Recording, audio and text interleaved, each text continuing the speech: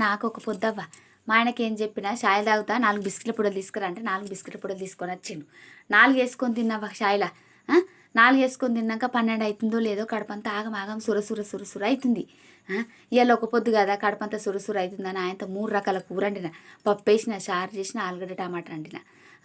ఆయనతో పాటిల్ని తవ్వడు అన్నం తిన్నాక 4కి మళ్ళీ చాయ్ తాగినాక 6 గంటల వరకు కడపంతా ఆగమాగం అవుతుంది. ఇదేం బాధ, అందరు గిట్టినేనా, నాకు ఒకదాని గిట్టినేనా అనుకుని ఆయనతో మా ఆయన రోడుకున్నాడు. ఏడున్నావయ్యా? రోడుకున్నావా? నాకు ఇవాళ ఒక పొద్దు కదా ఆగమాగం అవుతుంది, కిలంత రవ్వ తీసుకొనిరా ఉప్మా పోస్తా అన్న. కిలో రవ్వ తీసుకొచ్చిండు ఆయన. కిలో రవ్వ తీసుకొచ్చిన, కిలో ఉప్మా పోసిన, అర్ధ కిలో పొరగండ్లకు పెట్టిన, అర్ధ కిలో నేను తిన్నా. రాత్రి వంట తెల్లం దాకా గింత నిద్ర పడితే అంత పాపం, దొక్కంత గుంజుడే. ఏం చేయాలి, ఇటు బొరన అటు బొరన ఆయనతో మబ్బుల్నే లేచిన.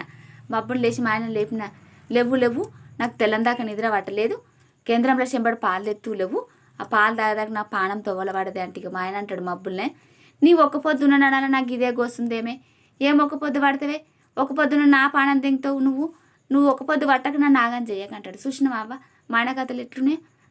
ఏం చేయాలి ఇక అటు ఇటు ఆయనతో లేపితే చెంబడి పాలు తెచ్చిండు.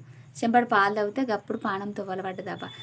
అలా అవ్వనేమో వారానికి మూడు ఒక్క పొద్దులు పడుతుంది, నేను ఒక్కటే పట్టిన. చూసినావా మా ఆయన కథలు ఎట్లునే, నువ్వు ఒక పొద్దు పట్టక నన్ను ఆగం చేయకంటాడు మా ఆయన. చూసినావా అవ్వ.